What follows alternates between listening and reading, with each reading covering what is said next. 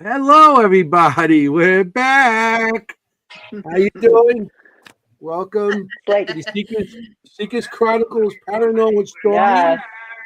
we're And back. we're Like we back. never left. Yeah. It's like, I think I sit in this seat for like week to week. It's like, I don't get out of it. I just stay It here. goes so fast. I feel Yeah, it like, does. oh, we're here again. Yeah. It's crazy how it just goes that fast, you Mm-hmm. know? So I just lost my Yep. YouTube thing here. Hey, what's going And on? the three of us did a podcast last night as well that was recorded. So we were actually right here last night, the three of us. Yeah. Yeah. Hi, It And was Jess. speaking fun. of going fast, that was not nearly enough time for us. I was like, No. we I know. 2 hours. Who gives us 1 hour to talk? Yeah. We could do that. Like, Yeah. come on. One of us talks an hour. Then it's got three of us. That's whole 3 hours Anthony, going there. I was saying Anthony can do that without taking a breath. I probably could. I could. I He's know. seen some things, seen it.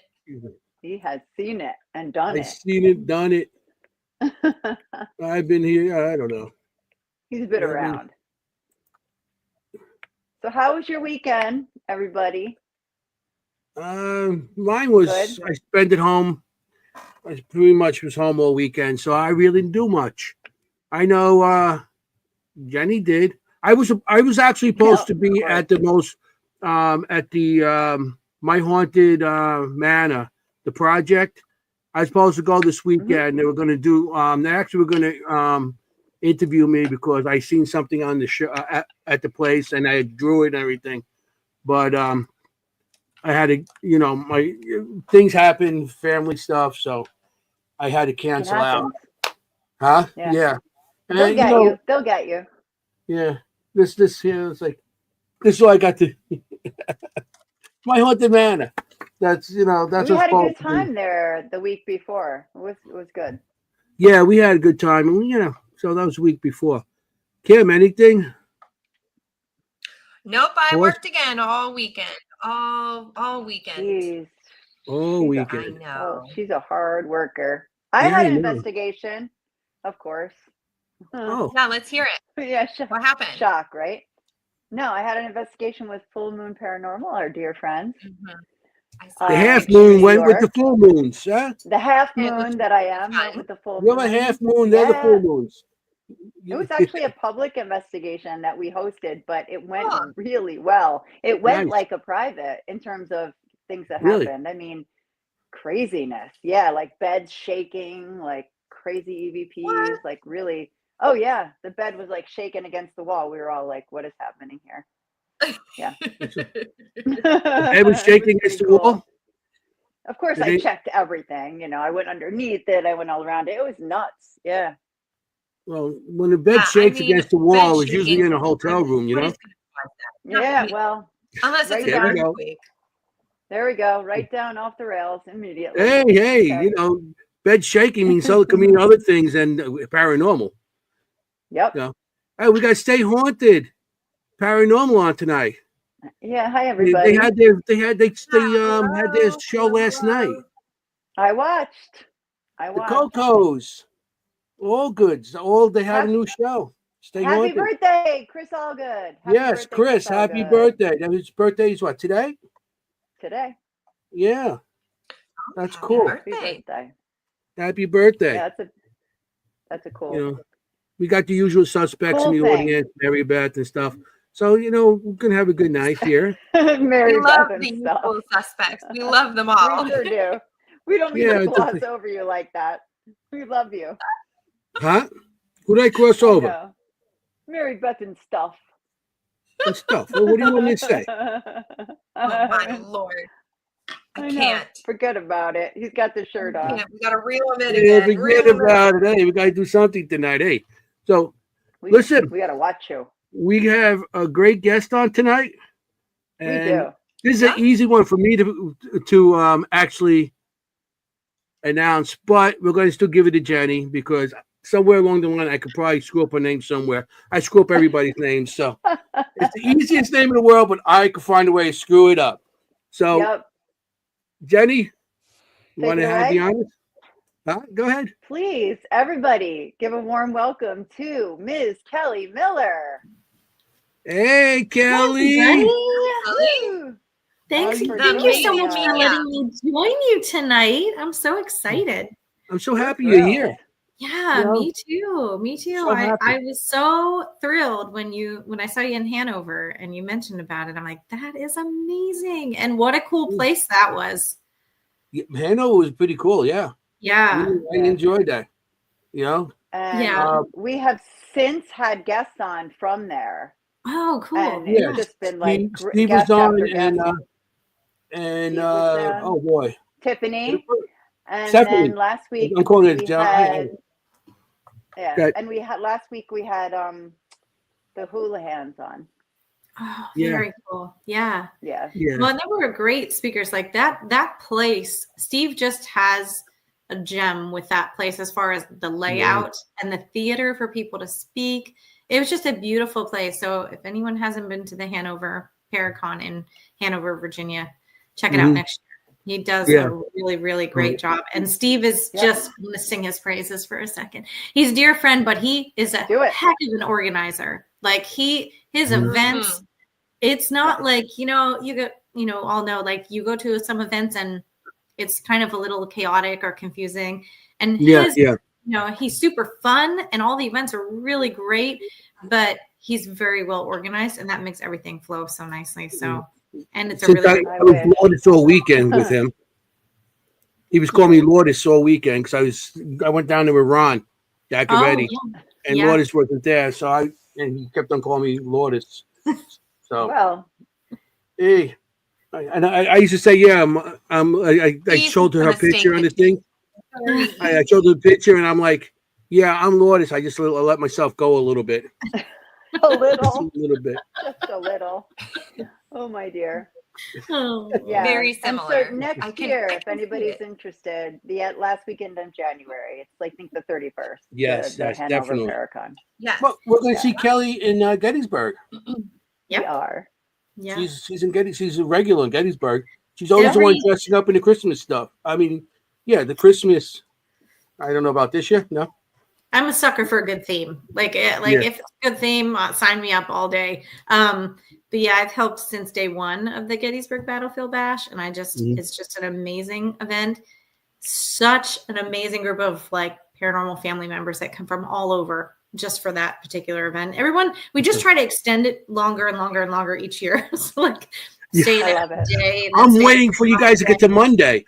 It starts on Thursday because it's right into Sunday. I mean, I'm waiting to start on Monday the whole week and then the weekend. And, you guys got good stuff going on there. So that's great. Yeah. Everything's super neat. And they've tried to include more and more family friendly things. So, and it's also nice because it's one price for a whole weekend. So you can also in Gettysburg and come back.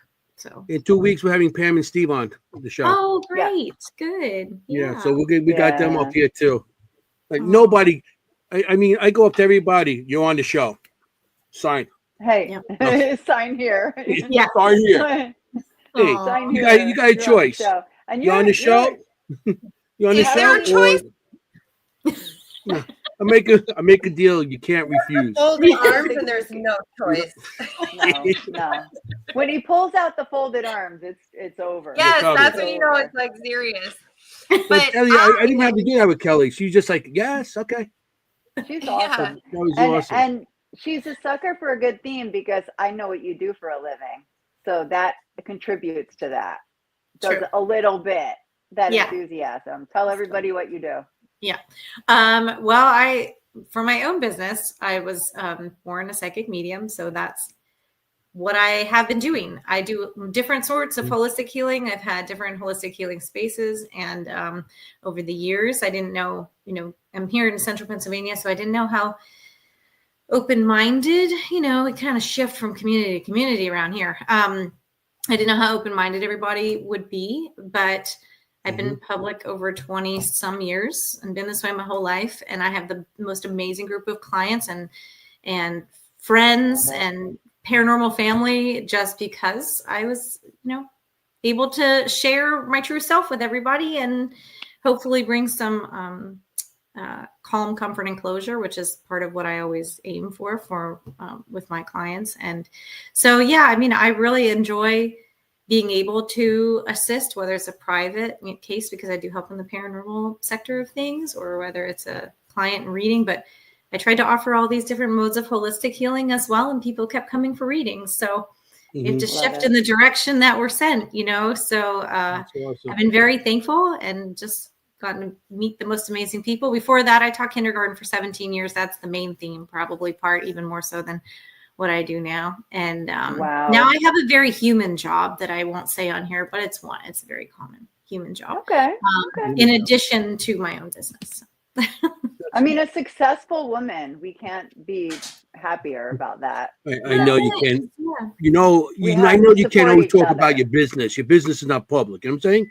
Keep your business to yourself. Oh my God. Well, my business is through my clients and readings, but as far as like my very human job, it's doing a lot of peopling in my human job. And whereas I used to really enjoy that with the kids, I know because the three of you are so energy sensitive that now peopling is very tiresome. So to, people all day, I kind of have to designate my energy in different ways thereafter, whether it's for, client appointments, which I do mostly online over COVID time. I shifted most of my client appointments to online. So you kind of have to designate your energy now, I think a little more so than perhaps in the past, but I'm also old now too, so working 3 and 4 human jobs your whole life, you just get kind of, right now the world's tough energy wise. So, but Ron. I'm sure. Yes. Forget about it. Well, I love the fact that you actually designated it as a human job. Thank you for designating it as like a human job versus like our other metaphysical kind of odd jobs, because it's totally different. And it's totally, you have to like be in a completely different space when you're with like normies almost, not normies, but like the people who aren't necessarily as aware, because they're literally just throwing stuff left and right. They don't know they're doing it. They just don't know yet. Yeah. So it is hard as a sensitive. I don't know if I myself am a medium too, so I'm really happy to have you on, Kelly, to talk more about the psychic medium side of this. I'm happy for you guys. I'm so happy for Kim tonight because we don't have a lot of I'm so happy for you. I'm so happy for Kim. So happy for Kim. She got one of us. One of us. It's such beautiful vibes, because I think some people, and I'm sure you all see it, and Kim, like you feel it around whomever you're around. Some people, everybody who reads is different, reads in a different way. And the way I look at it is some people are very open to others who read, because like in my whole life, I'm like, oh my God, that happens to you too. How do you feel when that happens? Like, oh my gosh, like, isn't it overwhelming? And you have a tribe then. Not everybody looks at it that way. So I really appreciate the vibe that you all have and the inclusive feeling, because that's the main purpose for me in this field, I believe, is like educating other people and forming those bonds and helping. And I sense that you all feel the same way. So that's really refreshing. You get your little group of people in the field that you're all like-minded and all are happy for each other, and you stick with them. You might bring more people in here and there, but you always have that, other stuff going on. But even just be happy with the people you're with. Yeah. And that's what, I mean, once I started, that's Lourdes. Once I started, going to Paracons, I started opening up, saying, wow, there's people. I walked into my first Paracon, really, I think it was the second one, the New Jersey Para-Unity. I walked in there, and up to that point, I wasn't able to talk. I had people I was talking to and stuff, but when I walked in there, I was like, a weight came off my chest, and I got to talk to people that I talked to, and like, they don't look at you with the side eye. Yeah. And when you're telling people your story, and they like that twisted face and stuff, and like, They're like, but that's what you get. But when I went to those started with Paracon, I said, these are my people. I came back. I felt like a weight came. I mean, all those years I had to hide it. All of a sudden, I was like, I'm exposed. Yeah. It was really good. So you're right with that. With the You people. almost like breathe a sigh of relief, I think. Like I get around those people who are so used to just me and, so inclusive. And you just go like, like I can finally relax. Like I'm finally at home for the next several days with everybody. And I think it's so beautiful. I just, and I think energy doesn't ever lie. And I think those people who maybe, because this is just my own personal belief, but from energy work perspective, I think you have to work through your own shadow stuff. And so some people don't always like to do that because no one really likes to do that. It's hard and it feels chaotic and it feels uncomfortable. So sometimes it's a little easier or smoother times of life to be able to do that. But I think when you're around other people, it's like their energy doesn't lie. So if those people are kind of aligned with you and supportive and have worked through stuff, you kind of find that common bond. And then, it's just like the same people I always look forward to seeing when I'm at different events. It's just, it's like, you get to see, and after a while you become friendly too, friends and, like us, we became like family, the three of us. We are family. Us, Ron Lourdes, Rich and Michelle, we're like family now. Like, it's the six of us. Well, we have more people that came with us and, but it was, it was originally us. And then we brought more people and were like-minded, but it was like, and because we're all different groups, we're all different teams, and we're all different places and stuff like that, And, you find your group and that's it. And I see in comment a tribe of weirdos. We're not the weirdos. I love that. That's great. Tribe of weirdos. We're not the weirdos. Everybody else is. We're just normal. Say I'm a weirdo. I'm a weirdo. I've been called worse than that. No, I'm pretty strange. I don't know. I'm pretty strange. She is. But I'm okay with it. Right. Yeah. So Kelly, they're both I know you said you're born. You were born with the abilities and stuff like that. But when did you actually start being able to use them, or aware that you can use it? That's what I was going to ask next, Anthony. You took the words right out of my mouth. No. Well, my mom jokes that I started to like full paragraphs at 8 months old and I haven't shut up since.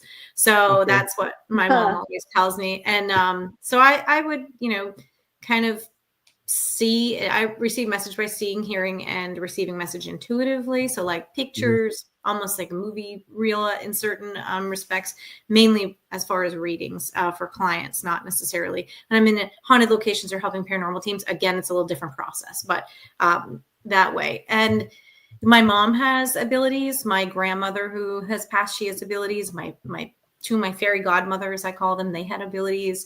My sister has abilities, but when it comes to animals, people, she's not as much on the people side of things. So I think I just have always, I know I've always been this way, and I don't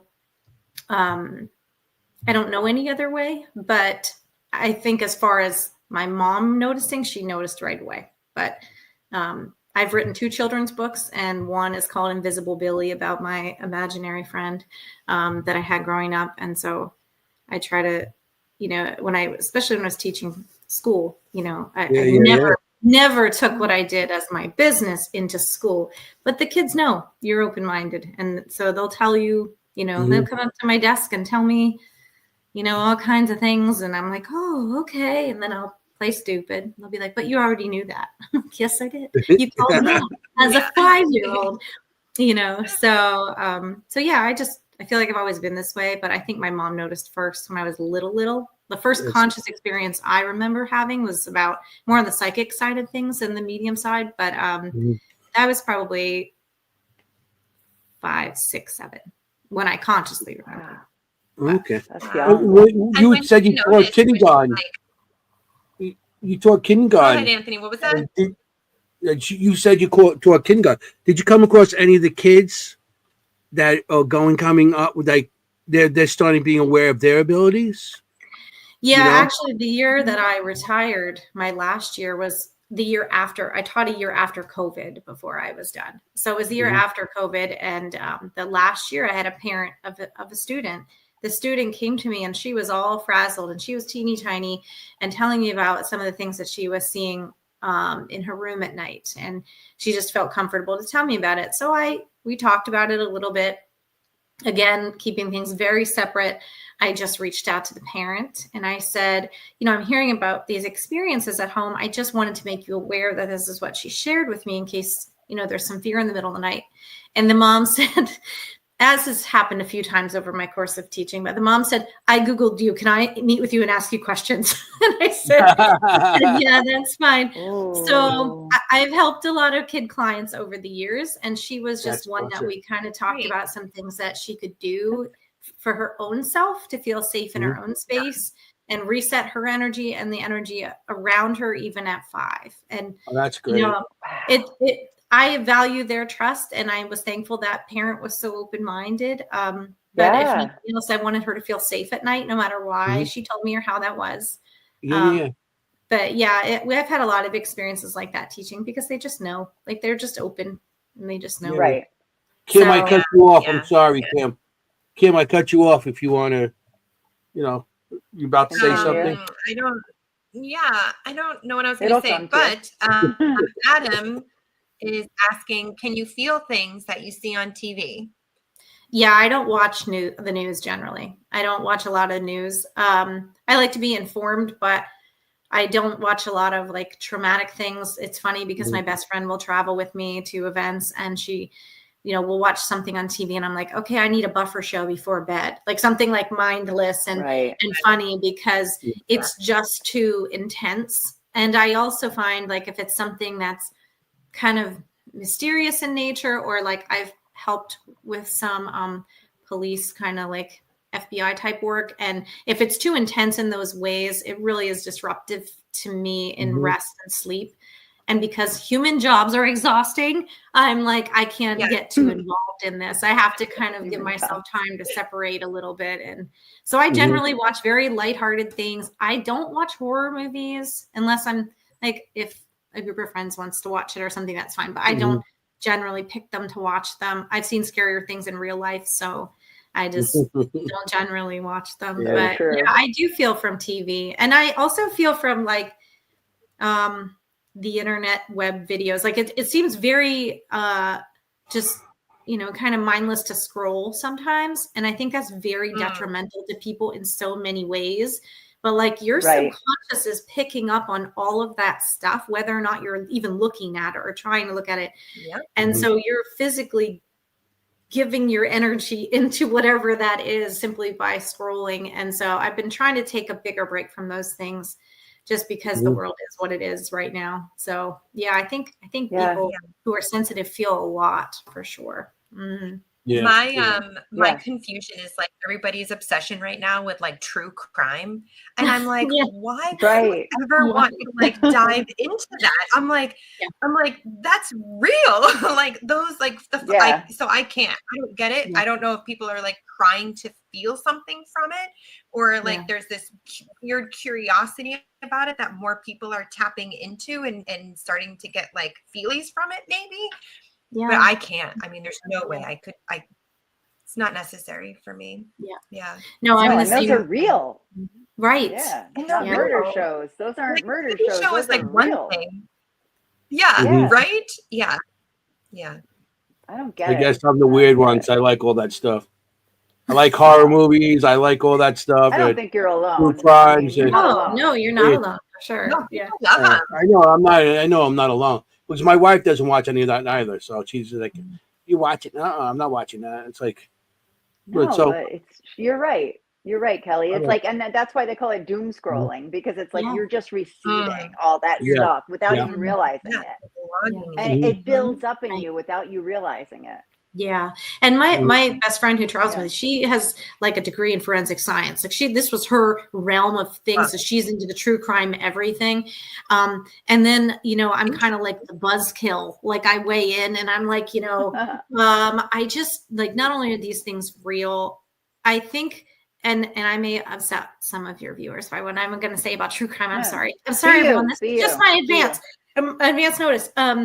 But So in assisting with some of these crime cases at times, and meeting with families who've lost people and are searching for answers, the common consensus that I've received from a lot of spirit interaction during those times are that since they've passed, there may be a lot of questions surrounding their passing. Sometimes they give some insights into them, sometimes they don't.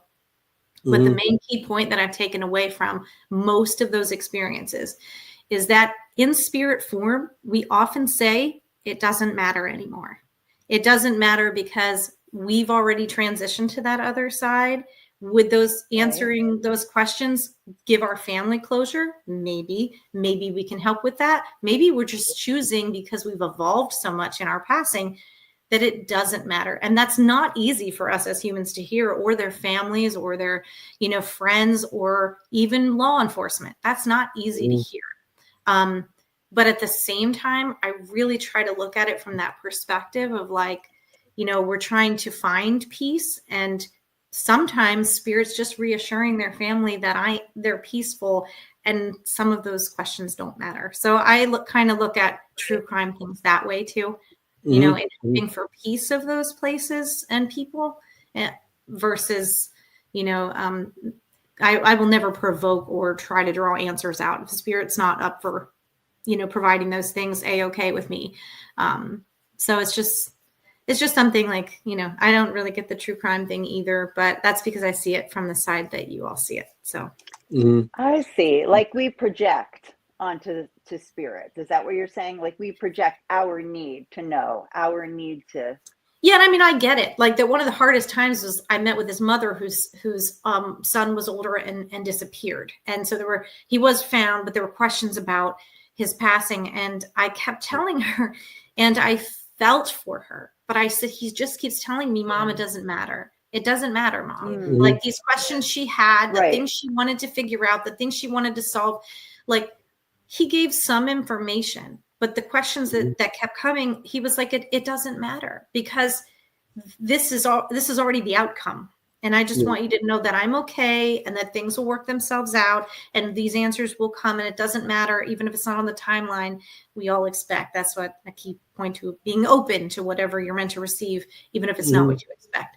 So I think true crime is a little bit interesting, because I think there's a lot more psychology that goes behind that, and our, natural, inquisitive nature. And we want to know things, and we want to figure things out. And so that's great to a degree. But I feel like there's also this respect of spirit and what they're trying to teach us in this experience. That's maybe I have to pump the brakes a little bit.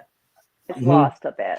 I've done investigations where kids, commit suicide and stuff, and the parents want to try.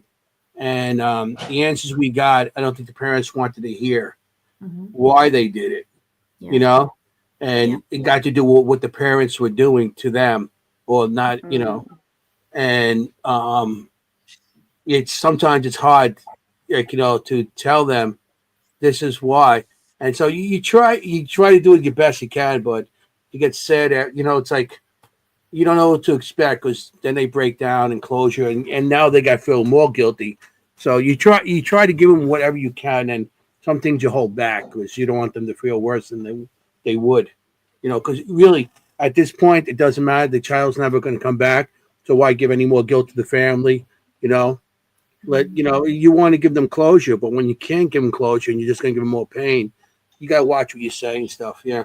Well, and I think if it's between, equipment, or Kim, I'm sure you can relate, you don't always like what you see. You don't always like what you hear, what you pick up about something. You don't always feel like, okay, well, not only is, this something that maybe I don't, I'd have to tactfully word to relay, or maybe this is just something that I'm not sure of the connection and the meaning right now, but that doesn't mean it's any less relevant. And so even though you don't like what you hear, I always tell my clients, I'm going to be unfiltered with you. I'm going to relay exactly what I hear and see and what it sounds like. And then we can talk about what it means, but I'm going to share with you everything. And not everybody, I've had instances where there have been questions about a passing, and then I share what comes through, and they're like, oh, well, oh, that couldn't have happened. They didn't partake in those sorts of things. And I'm like, okay. And then later on, they find out that that is something that happened. So my job is to relay what Spirit's saying, or what I'm picking up from an environment, or what I'm seeing, and I believe that no matter how we absorb that and how we relay it, at the same time, it has relevance. So even if it's not right now, it could be later, but I think it's as important for sure. Yeah. Something. For sure. I had my first reading ever last year, and I was like, what? No. And I was just that stereotypical person, like, I don't know what you're talking about. And sure enough, sure enough, later on, it was like, oh my gosh, and it's not that I wasn't open to her being right. I just was like, what? No, I thought, okay, well, maybe I just don't know. And sure enough, she was right about everything. So yeah, you have to keep an open mind, even if you're thinking absolutely no way. Right. Yeah.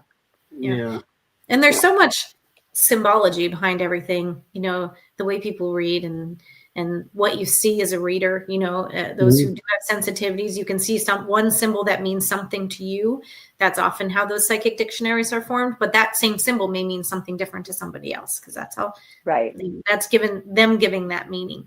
So I think I always say, like, when you're experimenting with different types of reading, I don't use like tarot cards or tea leaves or anything like that, but I have dear friends that I trust who do. So I always say, like, okay, well, if you're new to readings, try different people, try different methods, see what you're most comfortable with, see what you're most drawn to, see what you're most interested in, and what feels good. Because, like, this is how I relate it. Like, if you go to a creepy massage place, you're not going to go back there. You feel uncomfortable. No. So it's kind of like that with the reading. You have to be comfortable with someone's intention and their energy, because you're letting them into your space and they have no right to know what they know. Sure. So you have to be comfortable with that. Right. And it's intensely private, of course. Oh, of course. Yeah.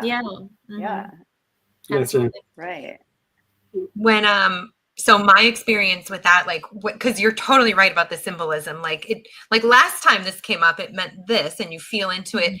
And for me, if I say it and it's not correct, they'll keep giving it to me. They're like, no, you just keep giving it to me. And then I'm just like, oh, no, hold on. There's more to this than what I've already said. But I love that about them, because sometimes they're relentless about, if I'm not saying it in the way that they mean it, or that the message really needs to come across, they'll still give it to me. So I love that. I also have a really funny, terrible reader story, not for myself. It's my mother. My mother is a terrible sitter. She literally just went, my grandma passed this year, and she went to, like, no joke, she went to maybe like 5 psychics and mediums.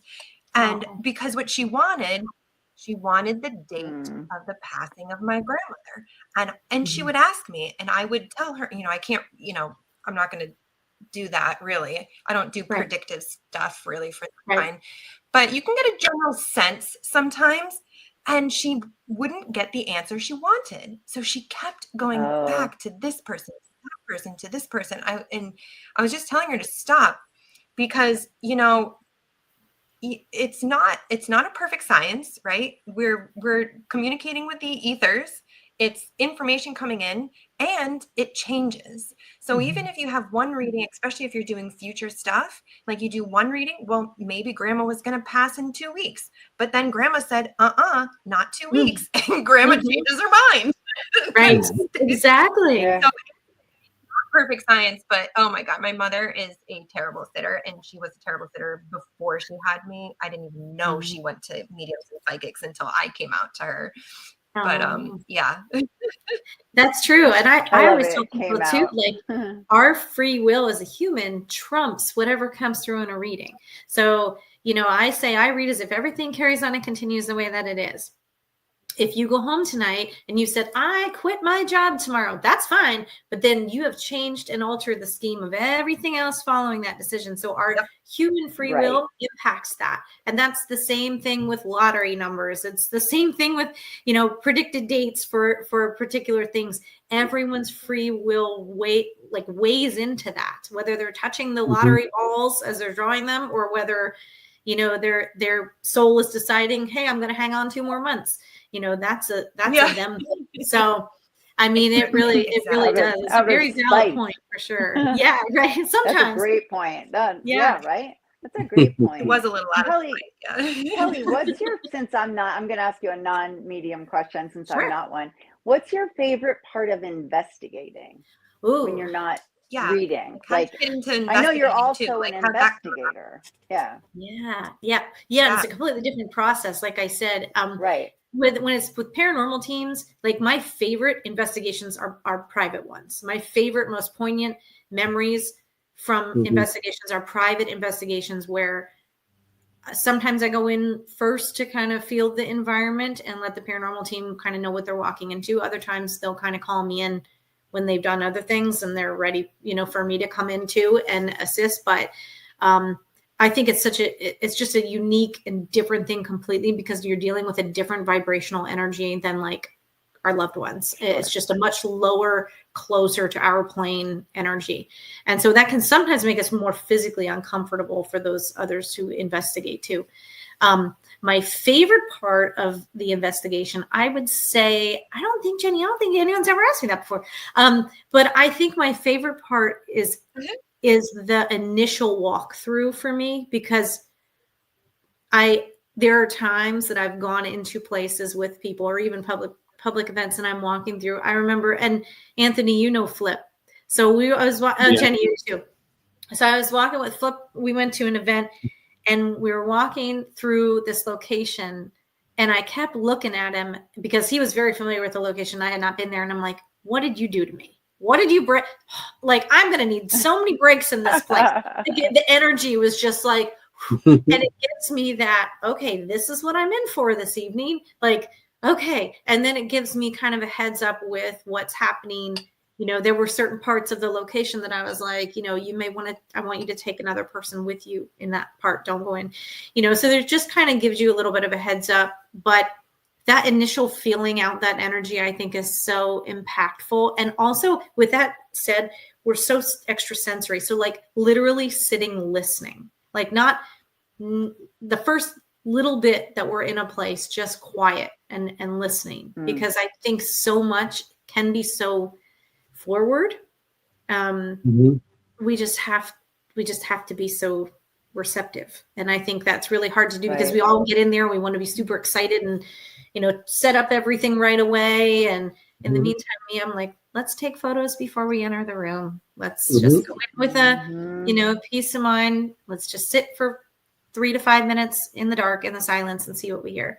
So, I think that initial feeling of the environment is my favorite part for sure. Oh, I love it. Yeah, you would so be part of our crew.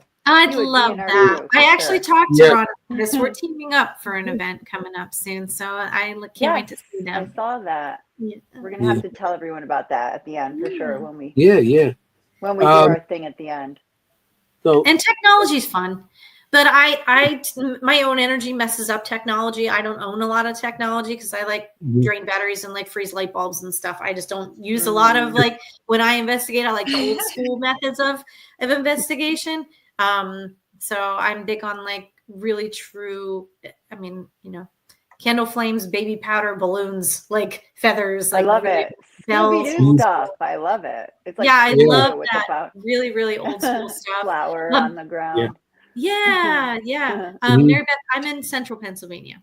So, but I travel quite frequently for any sort of event. But I do like the tech stuff. I had talked to my friend Josh Bender, and he is Deadlight.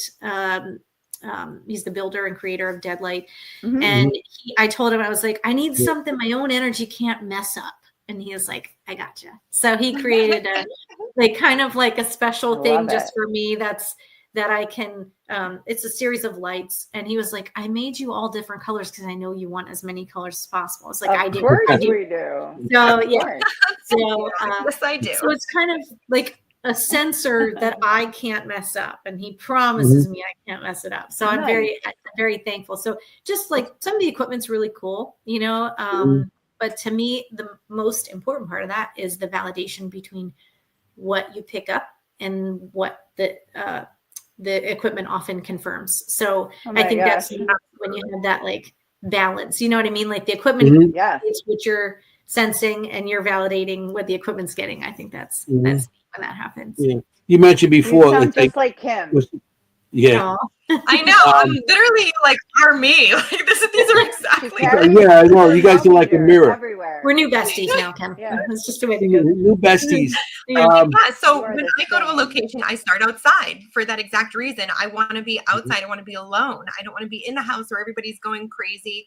And I read it from outside, basically, where I can get a feel for the land. And but I'll also get hits on like what rooms are active. So I'll get information about that. But yeah, I start alone too, listening. It's recorded, but yeah, I agree. That's exactly where I start too. Yeah.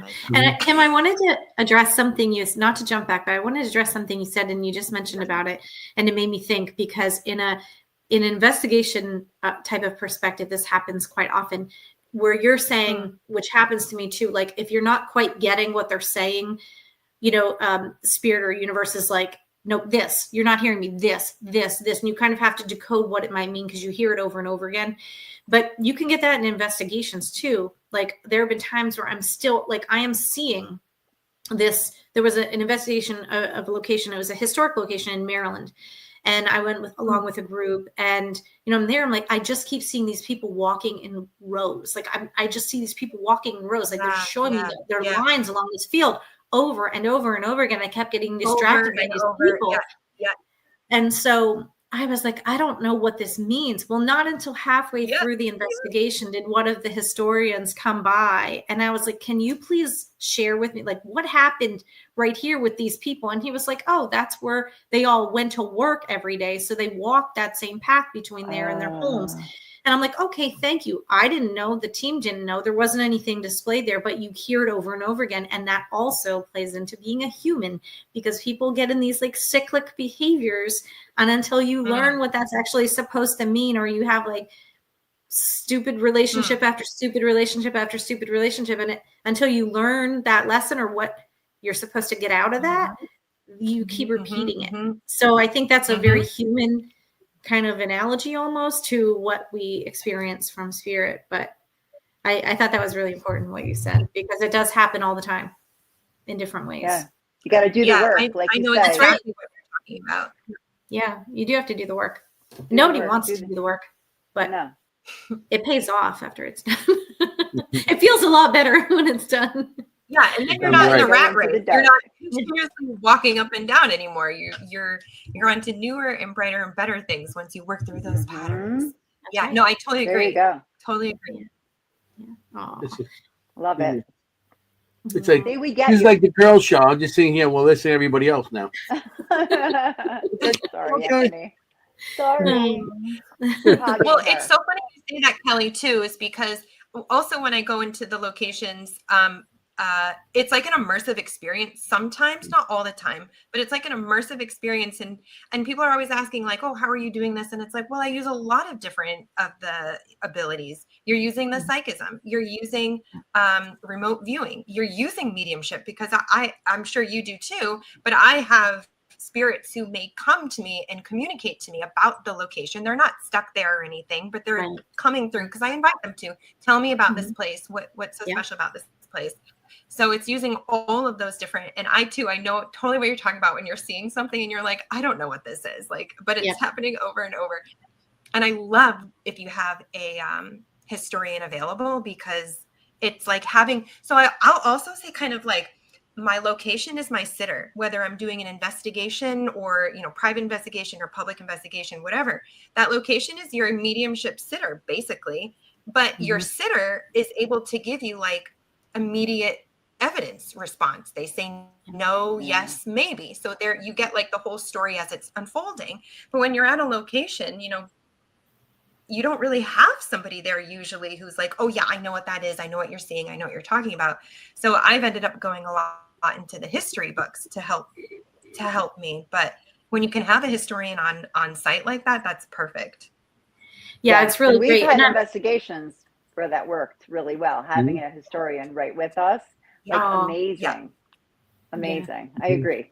Sorry. And I like to know as little about a location as possible before going, which I'm sure, you're the same way. I like to, I do a little bit, some remote viewing too, Kim, if I'm going to a place that I'm getting an uncomfortable vibe right away, I'll kind of do a little bit of remote. So I kind of have heads up about what I'm getting into. But I find that I just, I like to know as little as possible in general about a place. Yeah. The main places I do those sorts of things are for private homes, private investigations. But it is true because you just kind of like, you can feel it and you can sense it, and then you get there, and then you have to give yourself some time to decompress or center. And I think too, I help with the teen paranormal camp every year from SOS Paranormal, where they invite teens who are like 10 to 17 years of age. And we teach them about the basics of, being a sensitive, using the equipment, the morals and ethics of investigating. They get to meet some celebrities. They get to go to a different place each day of the week for a whole week in the summer here in Pennsylvania, all over the center and eastern part of the state. And they get to go to a lot of places during that week that are bucket list places for people who are even seasoned investigators. So if anybody, quick plug for that, because that's coming up in June. Please. Anybody who's interested, has a teen that may be interested, it's a flat rate for the week.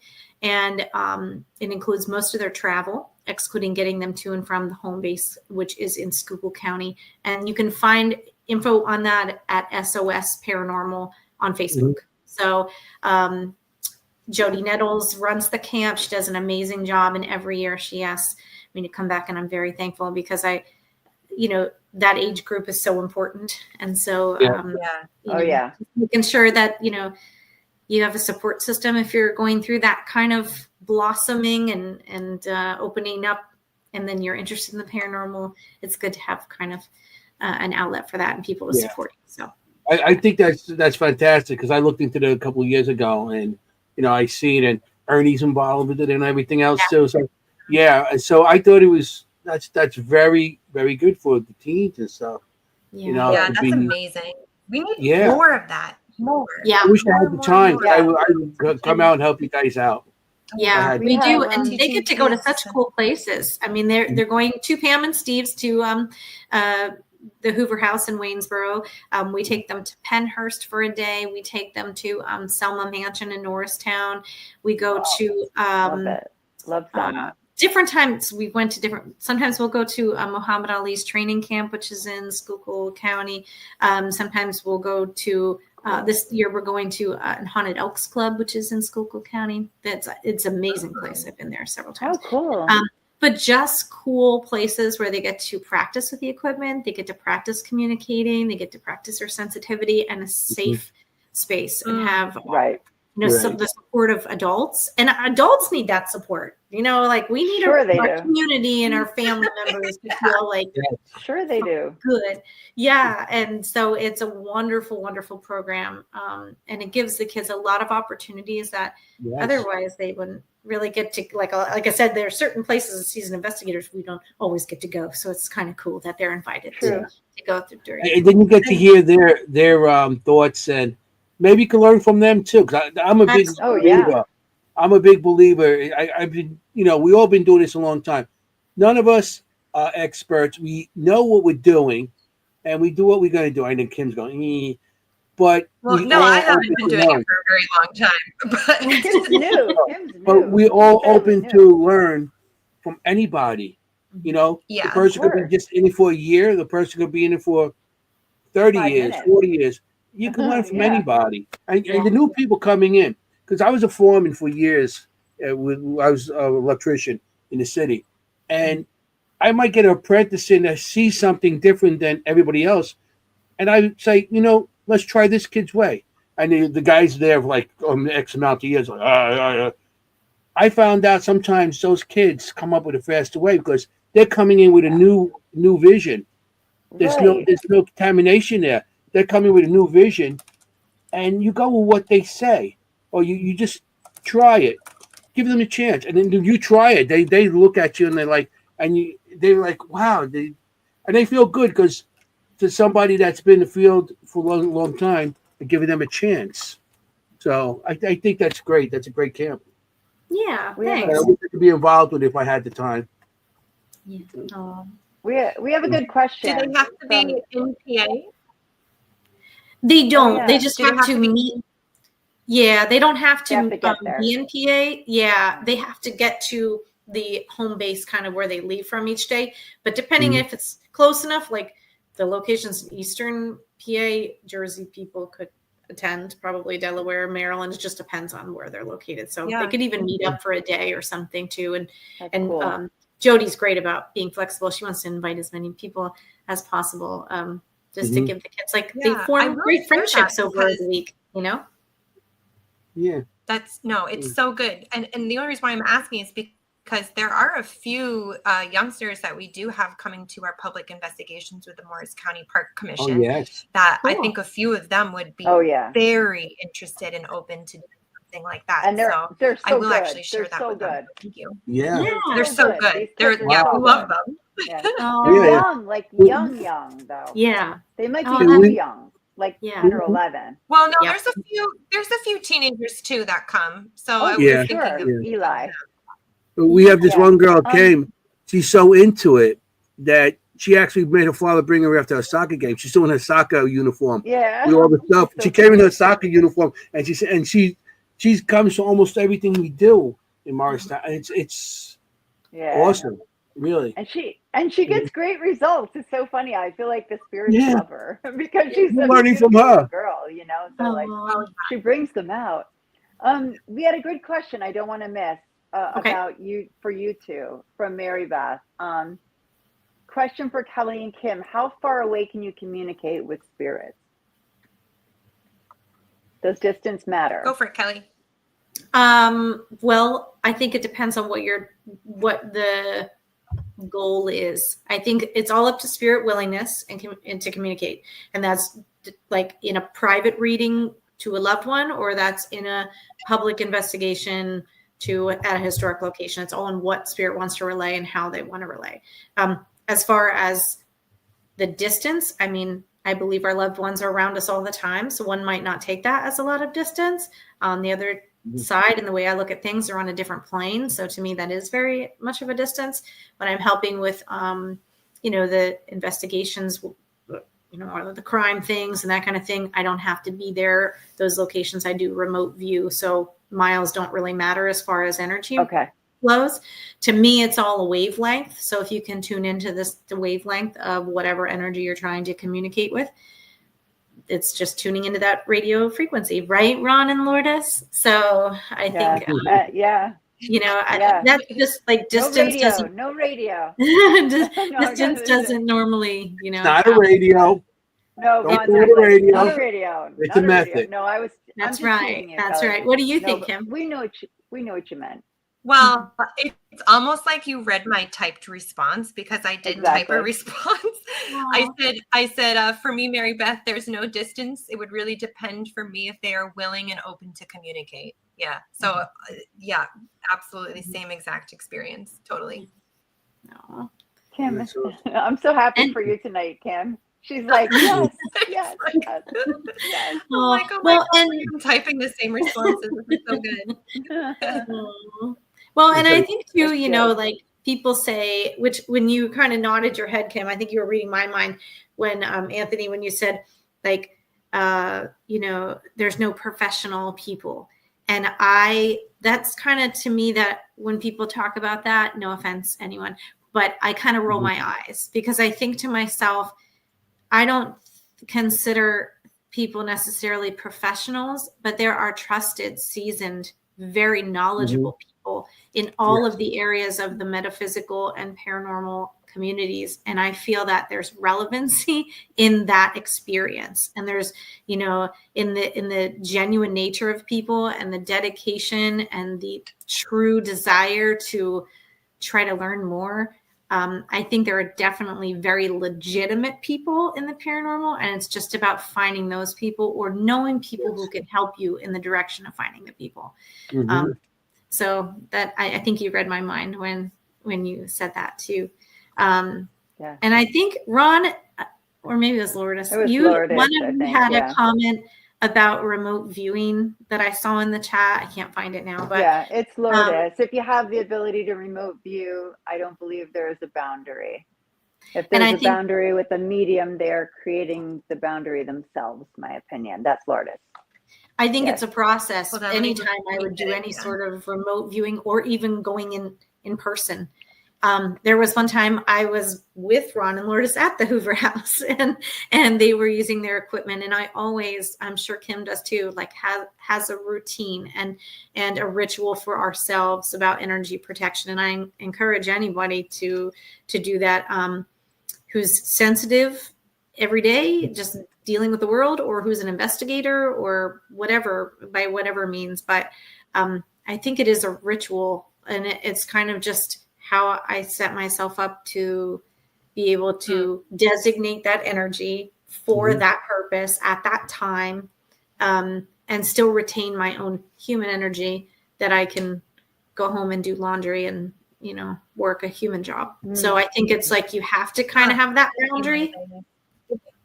What'd you say, Kim? I said, the human things. I know. Yeah. I know.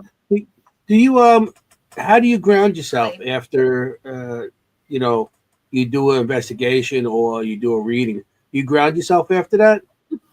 Well, anybody who's investigated with me in the chat may laugh at this one because they know I don't sleep where I investigate.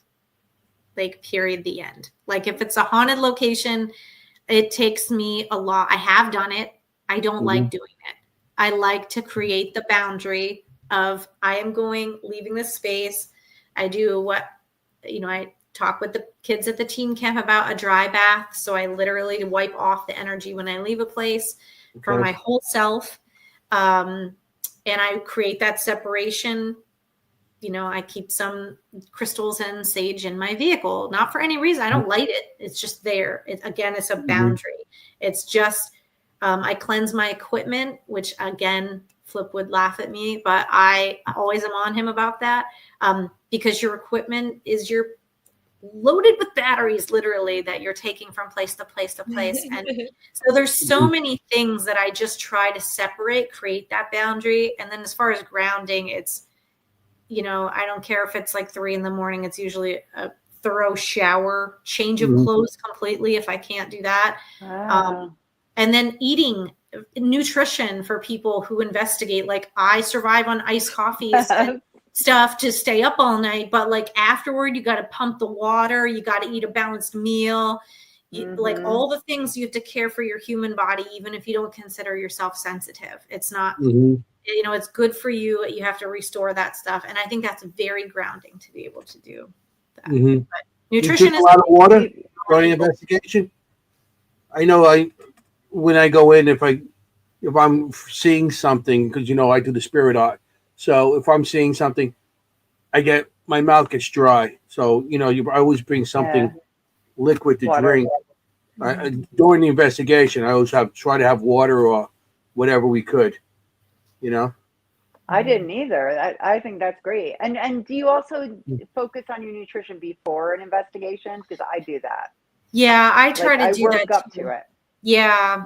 Especially like the day, I like to eat earlier in the day. I like to eat a balanced meal earlier in the day, and then eat something that's kind of like just to carry me over throughout the time. I like to eat light when I'm at a place. But one of the things I do talk to the teens about, and that I find is very interesting, is that if you can stimulate some of your senses, it will help ground you in the moment at the time. So like the kids, I make them these little goodie bags, like when they go to teen camp, and I put in some things that they might enjoy and can work with, little bells, oh, nice. Like ping pong balls that I teach them how to use for different things and that kind of thing. But anyhow, one of the things I put in there is like a little pack of mints, and mints will stimulate, of course, your taste and smell. You're holding them. They may feel differently in your hand. And I talk to them about bringing themselves back to that moment if they're feeling overwhelmed, or if they're feeling like, wow, there's too much energy in here, it's too dark in here, whatever, taking a break, stepping outside, doing those couple of things. But that little bit of like tricking your brain, but not really tricking your brain, allows you to come back to the moment faster and calm yourself if something feels too much. And for kids who are just learning about their energy and how that feels, I think, that's important. But it's also important if you're somebody that you find that, especially people who get nauseous in locations or get headaches in locations, like that's how they're feeling it. Like you have to care for your nutrition in that way. But foods and things like that kind of trick your brain a little bit with multiple senses help to bring you back sooner and ground you in the moment. So for what that's a good idea. I never even thought of that. That's so funny. I carry a tin of peppermints. Yeah. I do in my bag. I carry a tin of peppermints without even realizing it. It's a little Ouija board. It's a little Ouija board case. Yeah. And I found that it's a Halloween thing. But I love them during investigations. I think for me it's focus. Like I like chewing on them. Like I focus on, like you said, it's the taste, it's the smell. Yeah. It helps me focus. Yeah. So I guess I didn't even know I was doing it. Yeah. Yeah. And it also kind of tunes out other things, because I know, like, again, my best friend who goes with me, she doesn't consider herself sensitive. She is, but much like people who she doesn't think she is. But one of the things that gets to her is scent. So like she'll go into a place and she's like, oh, this smells so that she's just clairsentient in that way. Like, and so I encourage pumping the mints or whatever it is of that, sometimes she'll take really fruity gummy bears, something that overstimulates her palate, because it helps calm the sense of what she's experiencing and therefore calming her brain about the whole experience. And she can stay in a location longer. So it's funny because I think there's such that, like, people want to make that science connection and like to our, from our plane to there. But I think a lot of times in caring for our human bodies, we end up making that connection a whole lot smoother and easier without necessarily trying. But to me, I think those particular little things, especially like nutrition or little, food things, I think are really, really helpful. But we all survive on iced coffees and energy drinks the whole time. It's, whether or not we Red Bulls the whole night. Wait. Cannoli. I got my wings. Cannoli. She eats a lot of cannoli. Yeah, that's also too. Cannolis and Red Bulls. That gets us through the night. That's basically it. Oh. Yeah. I have like a whole emergency food bag of me,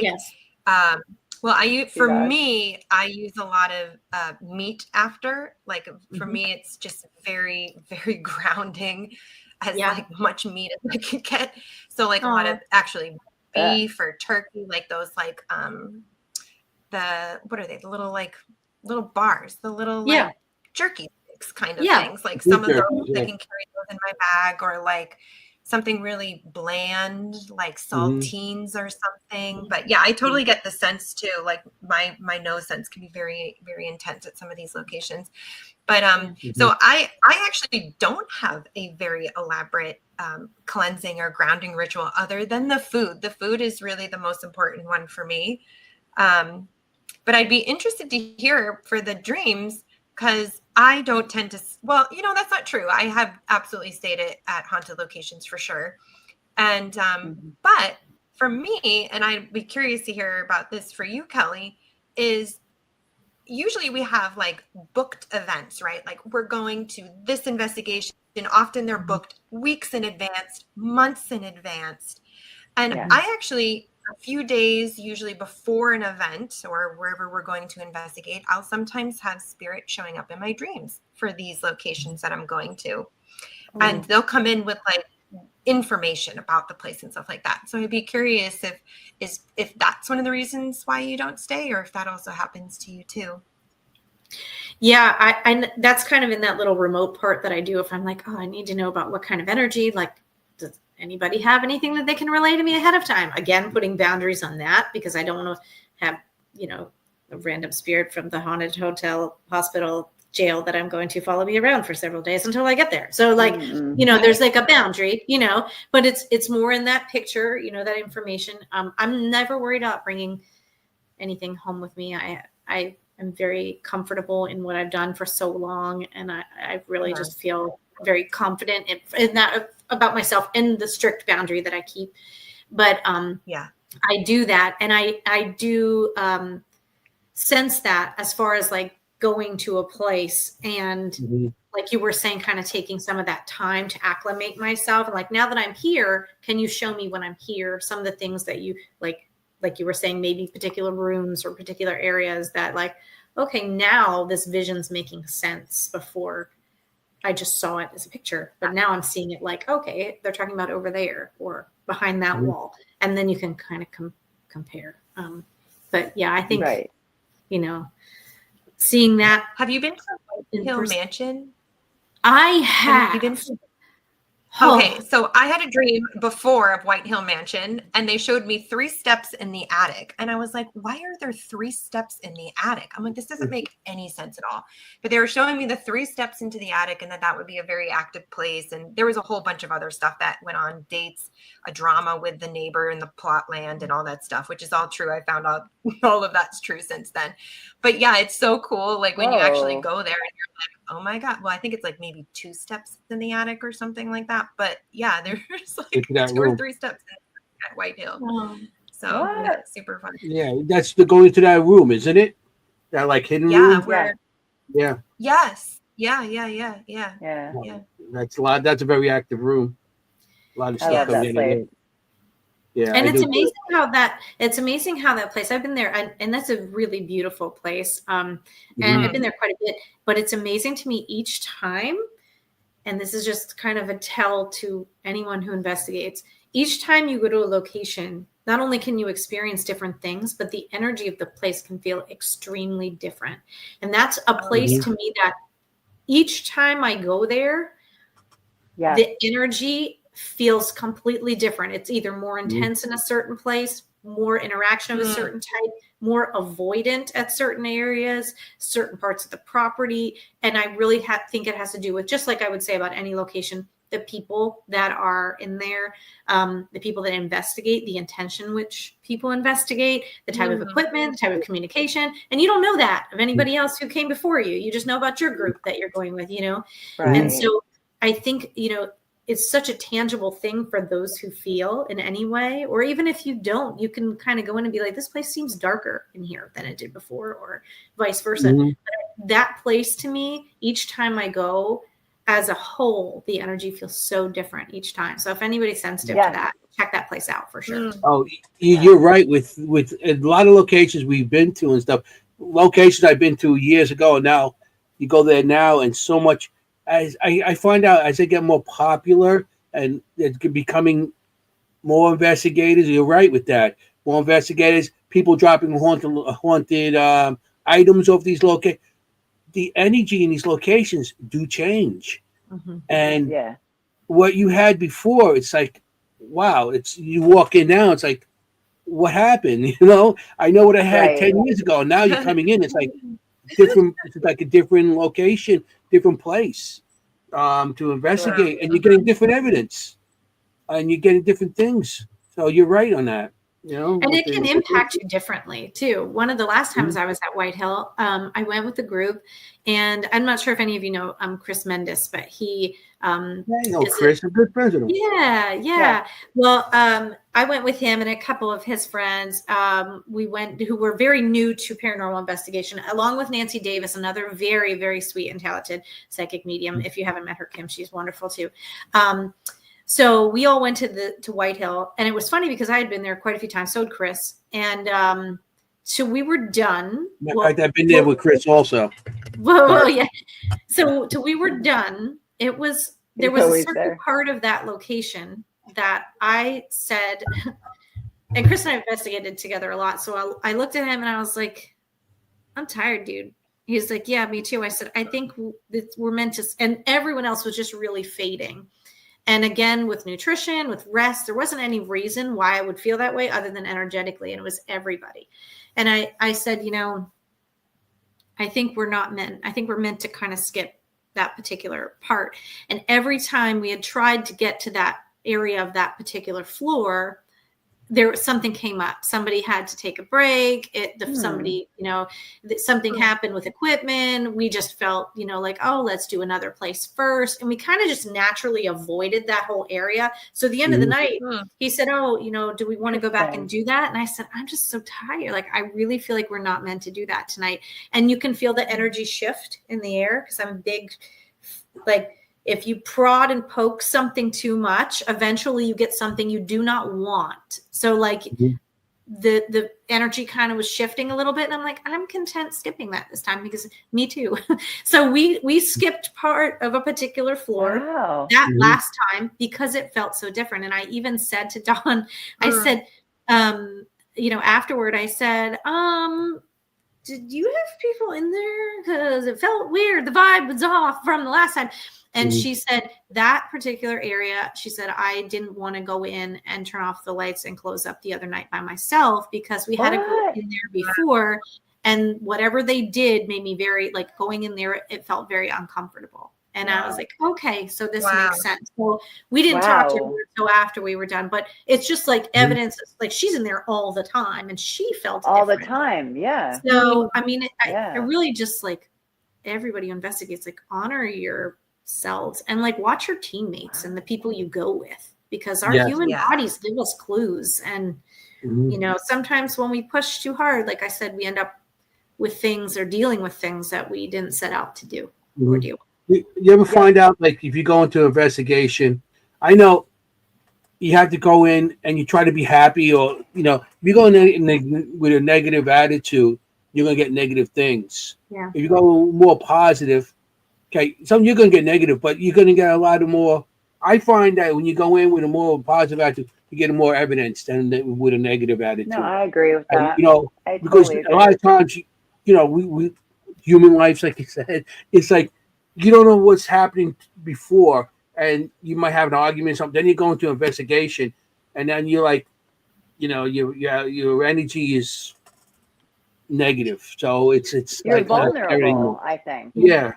So you're more vulnerable. So you try to go in there with the most positive attitude on anything, investigations, or because you'll get a different type of evidence out of it if you get evidence.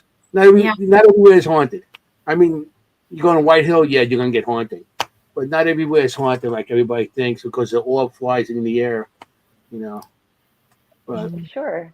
And I think I agree with you. Certain places are different with the time. Like, sometimes you can go somewhere, like there's a location I'm thinking of in New Jersey where I went there one time and I was like, this place is supposedly haunted. Like, what are they even talking about? And then the next time you go, you're like, oh my God, it's off the chart. Yeah. I mean, it can be that different. It can be like you feel nothing happens. You're there for 6 hours. You may as well be in your living room, kind of thing. But the next time you go, it's like voices and things getting thrown and things. You're right. You have to hit it just right. Yeah. Yeah.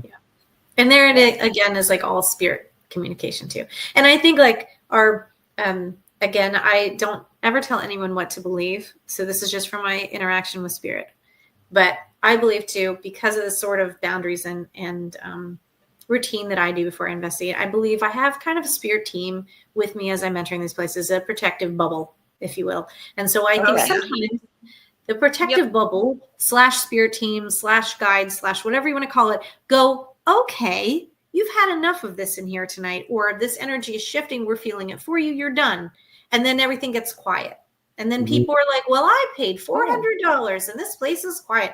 Well, be thankful, because maybe there was a reason. Maybe somebody in that group would have been extremely impacted by something incredibly negative.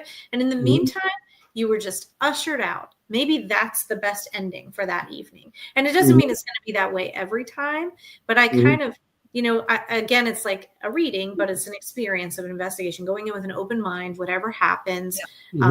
As long as it's the utmost respect, like Anthony was saying, I totally think that's true. And I also think sometimes those peaceful nights that you can practice your skills and get to know your teammates and, those have purpose too. It's just maybe not the one you thought. It's a privilege just to be there. I feel like it doesn't matter what happens. It's a privilege to be in these buildings. Right. I mean, how lucky are we? That's how I feel. Like if nothing's happening, enjoy the building, learn about it, explore it. Like it's wonderful. Yeah. And in those sorts of places or types of places, the money stays there and helps exactly. At least that's all I care about. Kind of think about that for the night, help them out. Yes. Yeah. Like 2 years ago, I went to Waverly Hills in Kentucky, Waverly Hills Asylum, and it was kind of a bucket list place for me because I just thought, oh man, this is going to be like stellar. This place is huge, and I don't know, have the three of you been? I have been there. Yeah. The size, Jenny, like the size of this place, Jenny, I know. Like going up to it, it's like, it's so just impending, like going up to it is just imposing. Amazing. It is. It's it's just, and it's hauntingly beautiful and tragic and just silent, and it's just a vibe all its own. And the whole night in there was very peaceful. The night we went, like any other, and I know a lot of people experienced different things there and had, different experiences. The whole night we had experiences, but they weren't a lot of the big like shadow play that sometimes people witness there and different things. It was more of a like smaller things happening more frequently for a while. No, it'll be quiet for a few hours, and then it's more smaller things happen. Then be quiet. So a place that's known for that kind of large scale interaction was fairly quiet, but I, like you said, just considered it like an honor to be there. Like this was, I wanted to just walk the place, and then after that, I'm like, well, I definitely have to come back and try this, again another time. But it was very calm. There were a lot of bats.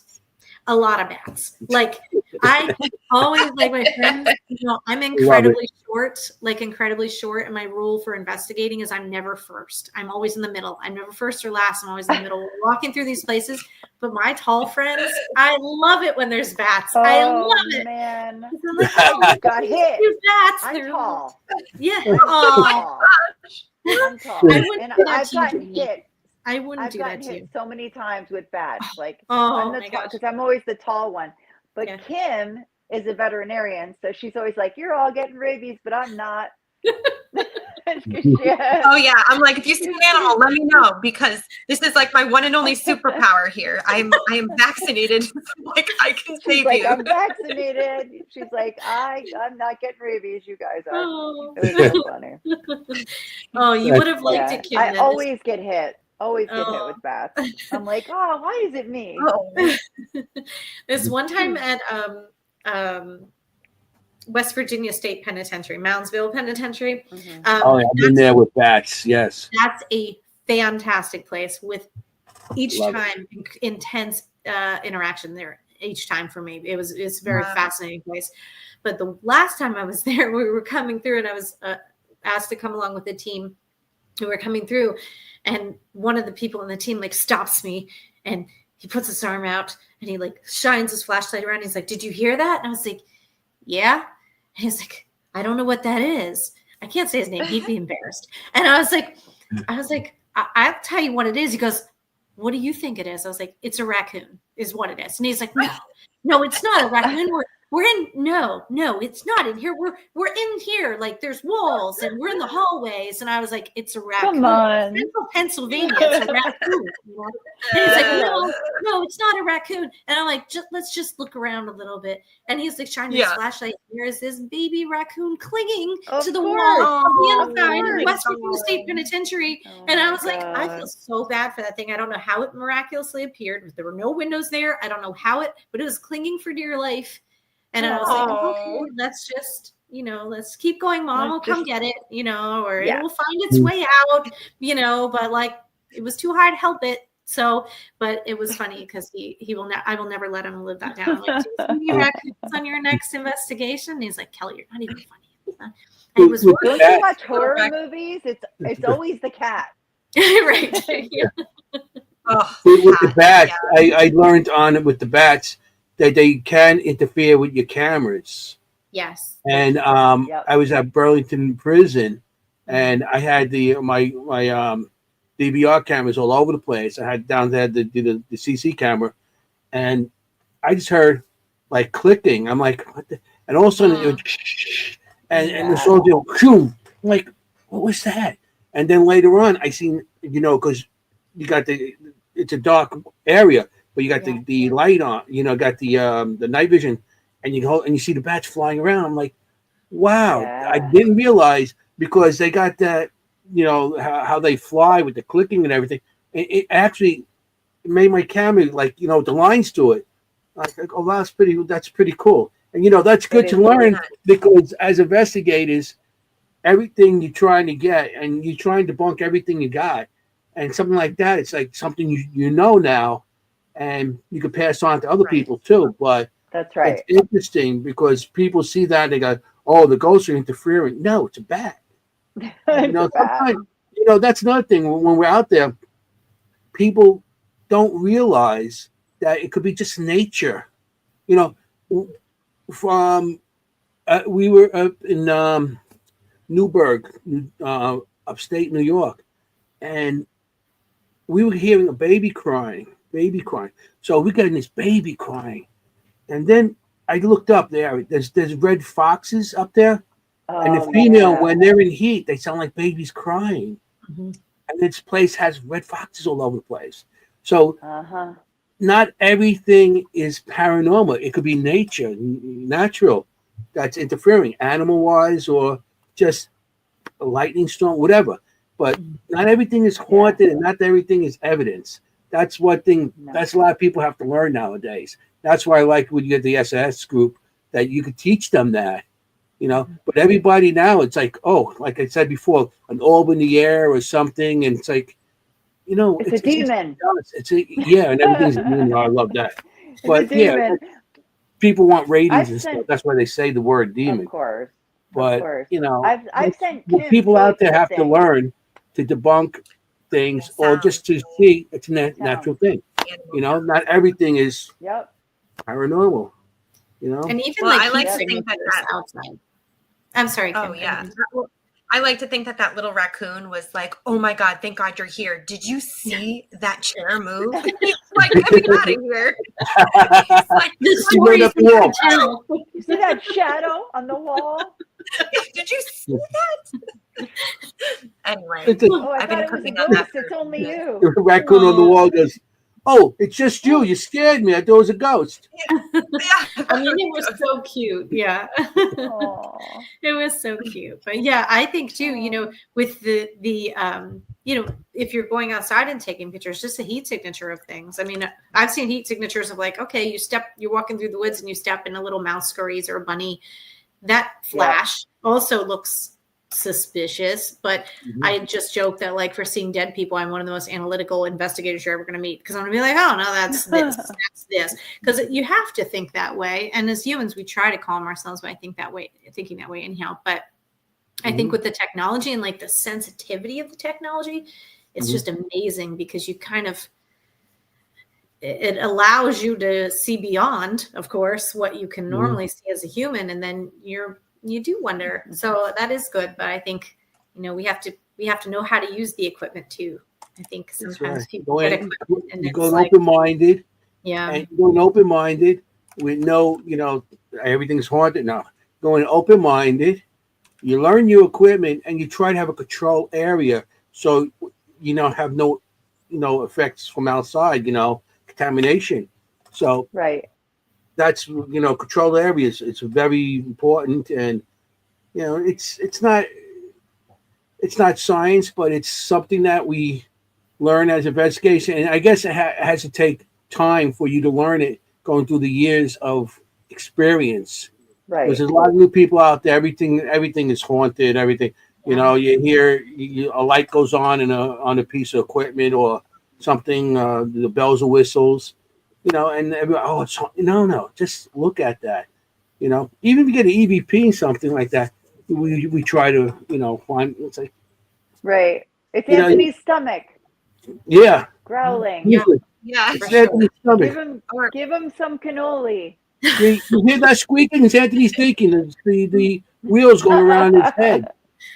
Jenny, you raise a very valid point, because I don't know how many people, Jenny, want to go for Mexican food before they investigate. I'm here to tell you it's always a bad idea. It doesn't matter if you it doesn't matter if it sits well. It doesn't matter. Your stomach's going to growl every single time. So just avoid it. As long as the stomach growls and it doesn't growl out anywhere else. You know what I'm saying? Yeah. Just after effect. Just like let it growl, not the backfires. I've been in investigation. It was one time we were in Gettysburg, and me, my brother, and son, and we didn't have much money, so we ate all the fast food, White Castle, and Pizza Hut, and what else? We had another one, Pizza Hut, God, and there was maybe Taco Bell, but we had that all one night. At nighttime, we got different types of EVPs. Ones are like, I bet. What the, Gerard? What'd you do? Oh, it's like my brother, my son, and it's like all of us. It was like, growling stomachs and other type of growling. Mm-hmm. Oh my God. That's not a demon or a portal that you picked up there. No, No, it becomes a ghost hunt to a smell hunt. Not quite. We just lost the show again, didn't we? Yep. It's a very real Off thing. The rails. Yeah, it's a very real thing. Problem. I have a question for all of you. What has been your most impactful personal experience while investigating? I have to keep it specific. So while investigating, what's been the most impactful, good or bad, really? But I'll start. This is a bit of an emotional story, but it is extremely impactful because it goes back to the degree of communication that can happen. So there's a place in my town. I have a river in front of my house, and there's a bit of a gorge. It's a river gorge, beautiful. So I like to investigate locations, places, for whatever reason. I don't know. I can't explain it. I just like it. So I'm doing an investigation there. My husband's videoing me. It's on YouTube at this point, but he's just videoing me. I'm just reading the place. Spirits are coming to me. And a young boy comes to me and he tells me he died there. He tells me how he died, the whole thing. And I said, we're communicating. And I said, okay, is there any message? Why are you coming forward to talk to me today? And he said, there needs to be a barrier. There needs to be a better barrier. And I was like, which is true. There does need to be a better barrier. And then 2 weeks later, a young boy and his mother drowned in the same area. And I couldn't believe it because I don't know if I was drawn to go read that place at that time to get that message, to try and do something in the meantime to get a barrier up in this area where that wouldn't have happened. But that was deeply impactful. It led me to reach out to my local town. I went to town meetings to try and communicate having better barriers. And they have something now. So they do have something now. So hopefully it won't happen again. But that was deeply impactful. Yeah. Mm-hmm. So gosh. I mean, as mediums, we'll bring it how to much the other side, but that? The second you said that, Kelly, I was like, this was the most deeply impactful I could. How much responsibility do you feel as a medium? I felt pretty responsible. Yeah, but you're not. You know that, right? Right. You're not. Oh yeah, absolutely. Yeah. Absolutely. I mean, I had no idea that but happened. Mm-hmm. Yeah. Oh yeah, absolutely. Well, and I think that's very valid too with when it comes to how we not only how we internalize things, but almost like I compare an experience like that with like a deja vu experience, even though you were reading, so it's different in that aspect. But deja vu is, I believe, from my experience with spirit, serving two main purposes. One is to validate that you're exactly on your timeline at that very moment, exactly where you're meant to be. So it feels familiar because you've arranged it to be so.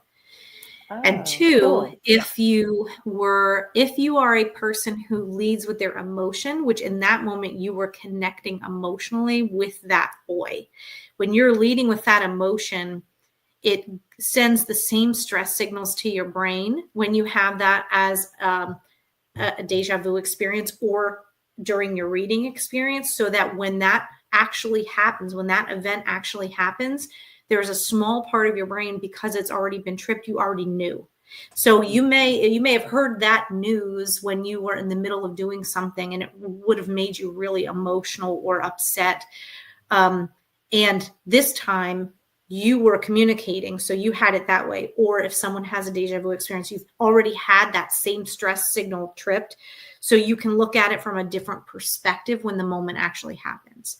So perhaps this was like your catalyst to motivate you to move forward in that their passing, that has nothing to do with you. But I understand, like I said, we don't always like what we see, for sure.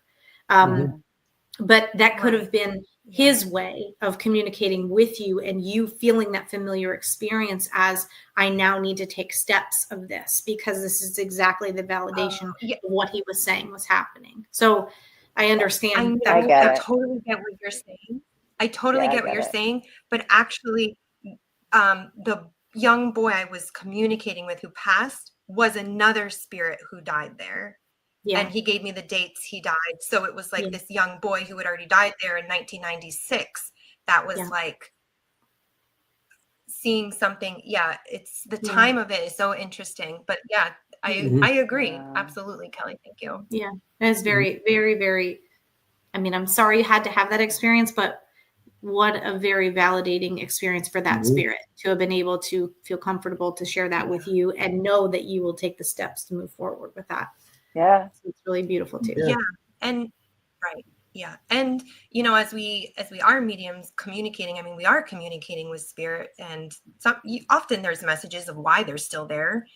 And there is a bit of sometimes a responsibility, even in investigators, sometimes we're just like, we just want experiences. We just want, the flashing lights and stuff like that. And, I always say this, like every phenomena is a spirit. There's a person behind every phenomena that we're seeing. So it is more meaningful.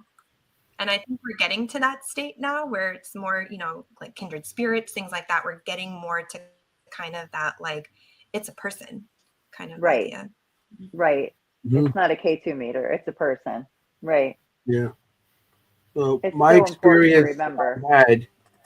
I was 13 years old when I see my first full body apparition. And I was with a group of my friends. We're walking back, and where I lived in Glendale, they know, is surrounded by 9 cemeteries. And so when you go out of the town, you go to the next town, you cut through cemeteries. So we're coming back, and I see my first full body apparition sitting.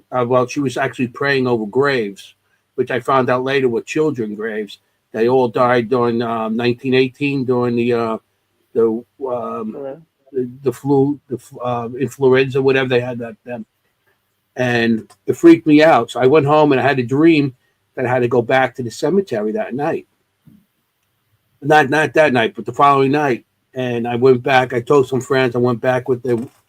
And there's an old church that used to sit up on the hill in the cemetery. And that's where I had to go. That's where the dream told me to go. Because the dream kept on saying, come back. And so I'm 13. So, this is my first full body I seen. I have a dream to go back. I experienced things as a younger going up, but this is like, and my friends at the time, I told two of my friends, some of my friends thought I was nuts. They was during the 70s, so they thought I was on drugs and everything else, And So we went back and we went up to the hill, and I'm walking up the hill. It's like a little dirt road going up to where this church was. And I had an image of the 2 people with me. They were behind me, following me up the hill to stop. You guys stop right there. And they go, no, we're not going to let you go by yourself. A tree branch fell between us. It came out of the tree and fell right between us. They said, okay, you're on your own. They ran away. And they left me. So I walk up, and there was an old church there that burned down a couple of years before that, and it was just the frame of it, and just a little bit, it's the ruins of a church. So I go and I went into the middle of the church, and I felt cold hands like touch my back and start pushing me. I'm getting freaked out. So I'm going with the push. pushed me over to where these graves were, and it stopped, and the name Mary was on the grave. So I seen Mary, and it says, at this time now, I'm by myself in the cemetery at nighttime, and I start freaking out. I start running back, trying to get out of there, and I end up, a couple times I running, and I stop because I'm out of breath. I see the grave, and I see the same grave, and I just ran again, and my friends found me, and then we left. But after that, that's what really got me into investigating, because that's when I used to sneak into the cemetery by myself at nighttime, because in the 70s you couldn't talk about it, you were a weird person and everything else. So I used to go in the cemeteries at nighttime, and like I said, we used to bend down. I had those wire hangers. I used to make them to dowsing rods. We didn't have much money in my family, so I'm bending That's these awesome rods. I had this 35 millimeter camera that weighed like 90 pounds with a big light on it, and a compass, a Boy Scout compass. That was my first. And I don't think I got anything, but I felt things. I started seeing things more, and things started coming to me more. And so that's when I started going cemeteries by myself, and I started going to places and trying to find things on my own. So that's why I consider I started when I was 13 years old. But that's what changed me to investigate, and I was like, I wanted to find out, why am I seeing these things? Am I really crazy? And I had people, friends and stuff like think I was crazy, and they didn't want to talk to me no more, whatever. And I also lived in a very religious neighborhood, and a lot of people turned their backs on me, and they're looking for the devil and all that stuff. So I didn't talk about it for a long time until I got back into really.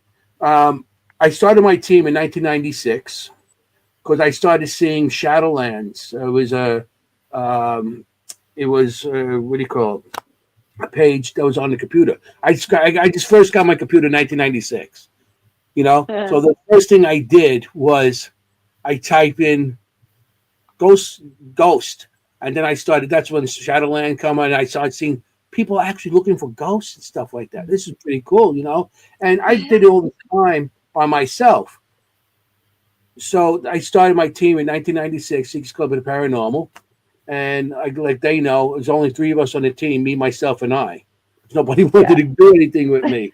So I do stuff by myself. And then I just, I didn't, like 2000, it was 2004 when the shows came out, and all of a sudden, everybody bought a K2 and they were ghost hunters. That was it. I'm a ghost hunter. Yeah. Everybody became a ghost hunter. And that's when people started getting on I started bringing people on the team and everything.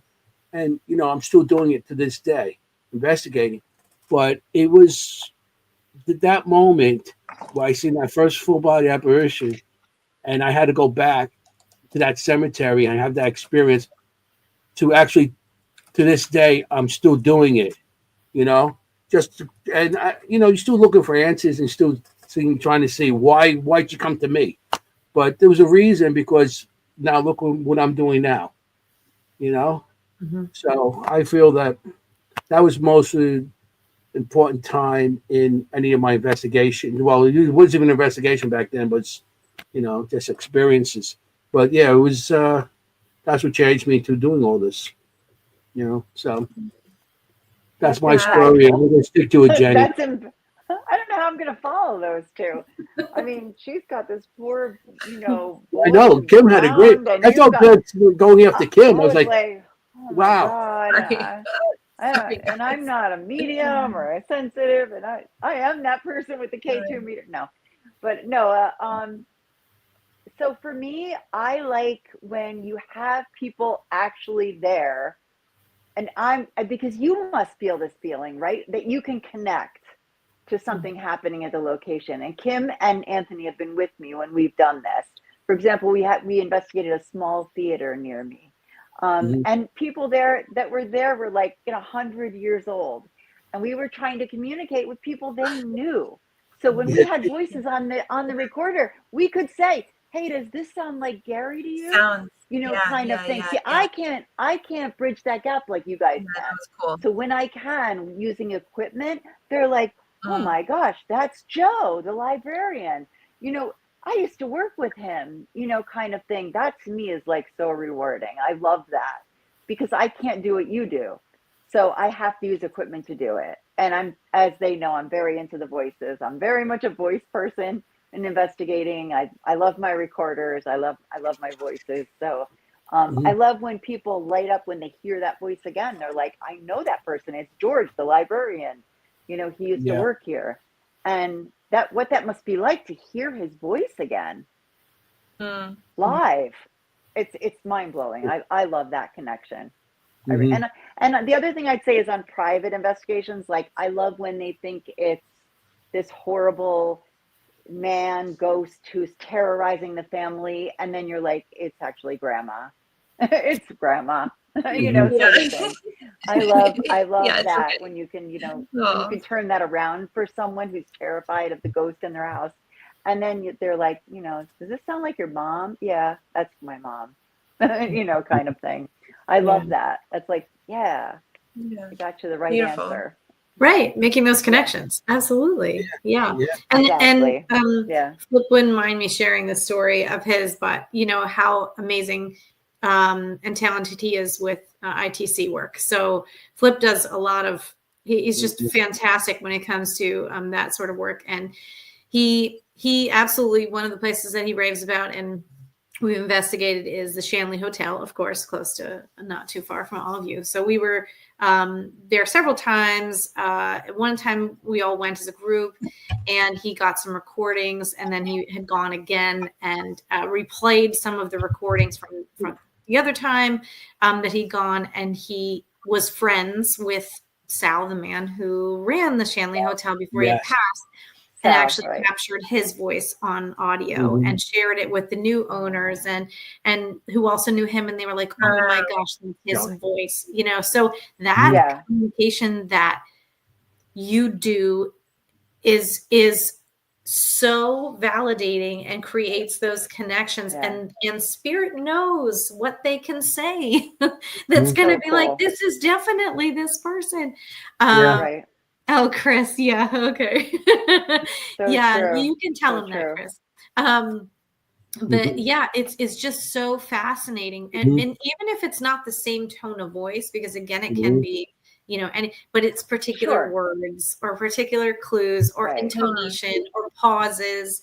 And again, in relaying the way that it comes through, sometimes I'll say to clients too, like, I don't know why they're choosing these words or pausing over this at this point.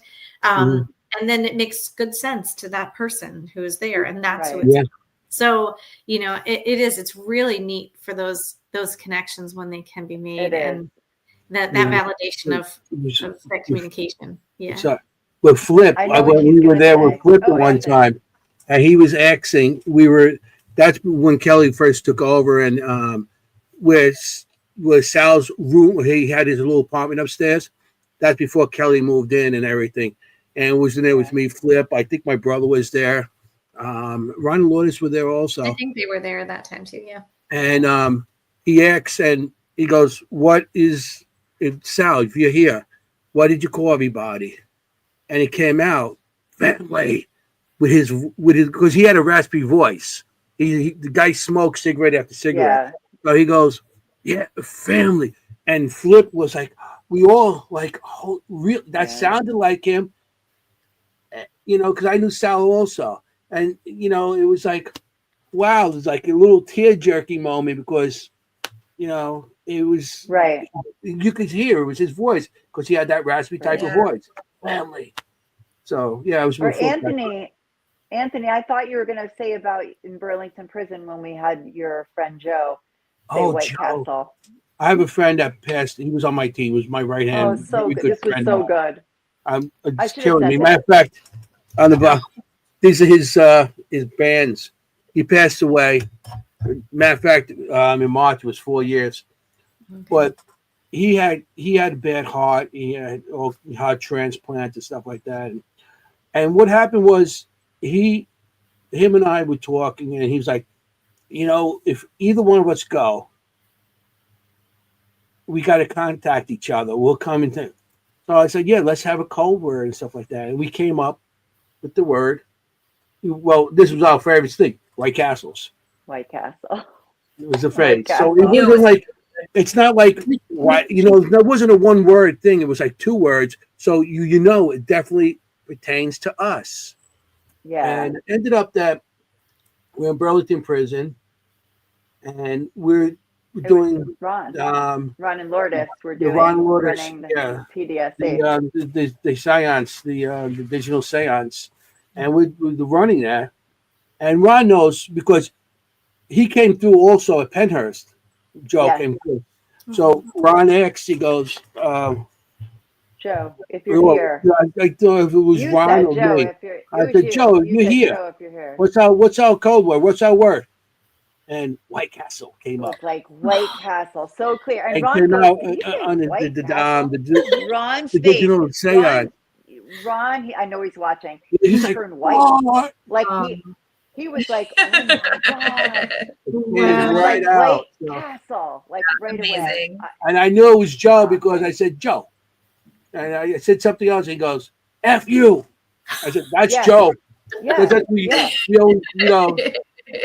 that's my guy. So that's profound. it. That's Joe because that's what we do is curse at each other and eat food and investigate. It was really good. It was good. That was a good one. Yeah. He came through White Castle. And like I said, White Castle is a word that you would hear. No, even on the radio, if you hear it, they don't. I haven't heard a White Castle commercial in years. No. Yeah. Or even on TV, for that matter. No. So it was so clear. So that's something awesome. He came through in Penhurst also, with White Castle, and also he came through Knickerbocker Hotel in Pennsylvania. Mm-hmm. That one also So he cool. came through. Yeah, so it's pretty cool when he comes through and he says that, I love that. And like I said, Ron and Lourdes know who he is, and they know that when it comes through, it's like, wow, it's pretty cool. So yeah, that's a good one. That is wow, great validation from him for you. Yeah. It comes through, and So Kelly, do you have one? What's yours? Of course. You must have a million. You right? Must have a million. I was sitting here thinking because I was like, I hope they don't spin my own question back on me because I don't know how I'm going to pick one. Your own. But You're think on the spot. Okay, well, I think my experience. There are just so many poignant for so many different reasons. But one of the top ones that I think impacted me a lot wasn't even through an investigation. It was when I was teaching school, and again, I kept very separately my business life, metaphysical life to school life. And I had a student in my class who was, she was a little girl that would spin helicopter circles around the classroom most of the day, like just arms out, whirligig style, like off in her own little land. And so there were some issues that came out of that, attention and different things that really made it tricky for her to focus on any task at any time. And so 3/4 of the way through the school year, she flittered into the room and flittered up to my desk. And she said, I made you something. And I said, okay, like I'm impressed. Any task got done. I'm like, oh, awesome. Yeah. What did you make? She lays this photo or this drawing on my desk, which perhaps was the best photo. I mean, it was the best photo by far, or picture by far I had seen her make all year long. So it was this picture of, again, I would draw my house a certain way for the kids. So when I would draw on the whiteboard or chalkboard, I would draw it a particular way. So I'm like, here's my house with my green roof. Here's Lincoln. He is my dog with pointy ears. Here's Maggie. She's my dog with floppy ears. Here's the kitties. So I draw them the same way. So in her picture, she had all of that stuff.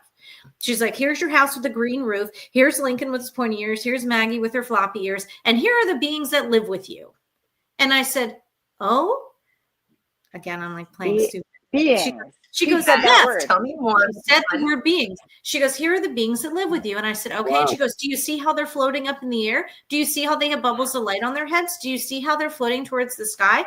And again, me playing stupid, keeping this separate from school. I said, of course. Oh, are they nice beings? And with the attitude that only she could produce, she put her hands on her hips and she looked at me and she said, well, yeah, you talk to them. And I said, oh, okay. Well, like, are they those happy? beings? Oh, those beings. Yeah, Jenny. Yeah, that. And I said, oh, so are they happy? And she goes, well, yeah, like, yeah. I said, well, am I sharing what they're actually saying? And she said, yes, Miss Miller. Like, she was like, come on, like, I should know this by now. And then she kept telling me details of the photo, of the picture that she drew. I say photo because it was so realistic for her. So it was like, you know, she put lights around their heads, and I said, now, are they always at my house with me? And she goes, well, not always. And sometimes they're different if you're around other people. Like, she had already heard all this stuff in her meditation, apparently. Yeah. And then she comes in and she shares this with me. And she put the most time and effort into not only her picture, but the explanation. And then she focused on our conversation for probably darn near 8 minutes about what she drew and me asking pretend stupid questions about these beings. And then she like flittered off for the rest of the day and then did helicopters as per usual. It was this like divine moment of like whatever her willingness to produce this picture for me. Wow. Shared with me, and I thought to myself, I'm doing the right thing. Like, I thought this is what I'm meant to do. You know, it's teaching, whether it's in the classroom or a different way, but I was very thankful because it was just such an impactful moment. It didn't even come from an investigation. It was just like, this is your path. Like, and it means a lot that, you know, the kids were so comfortable about sharing.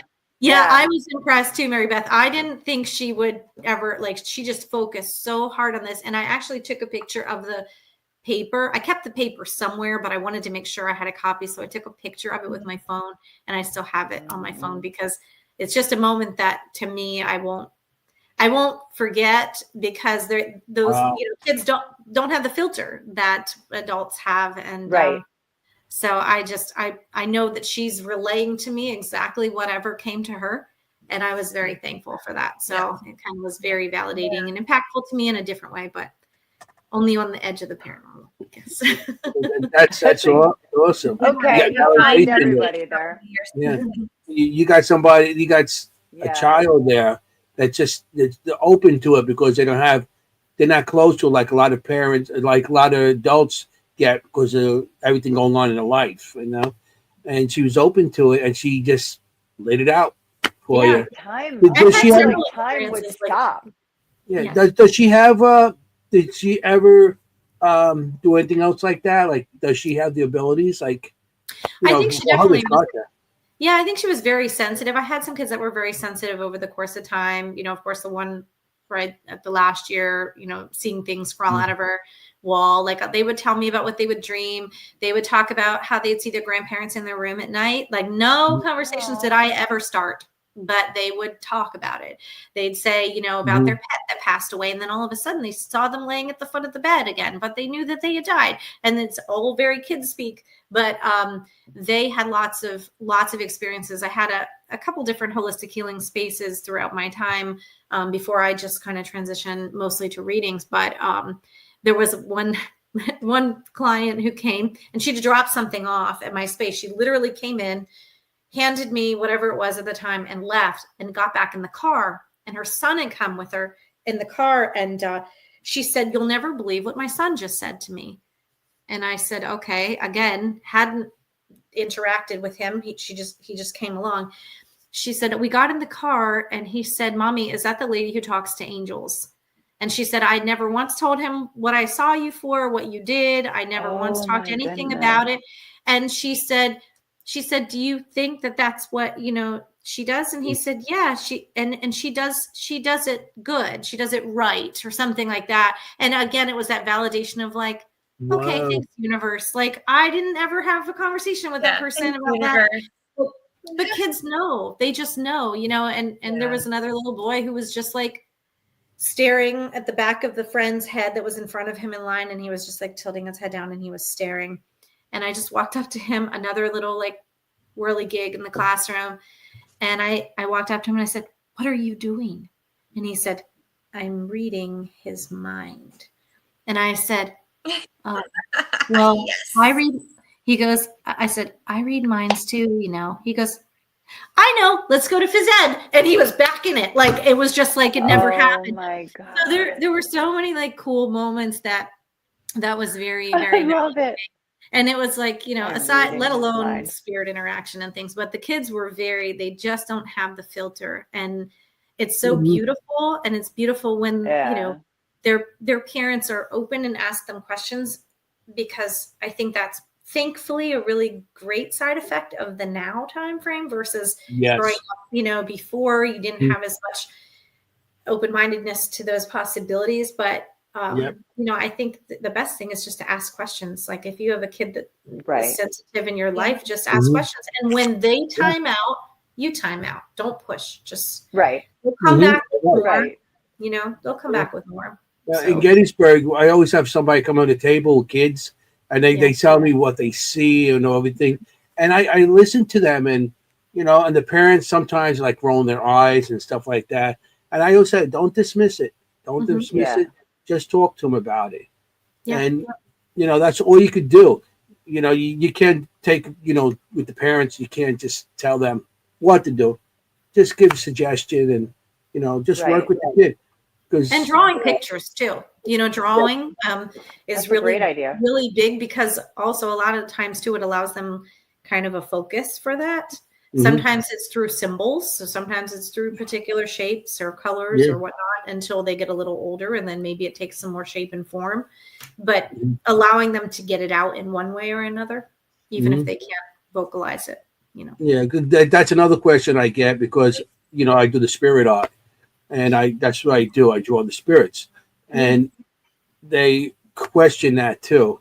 You know, like you've seen that, and then, you know, that opens it up to them they could do it also if they can, you know, maybe just draw. And so I say, if you see something, I tell them, you know, if you see something, draw it. You know, even if it's like a little stick figure, it's something just to get it out of them.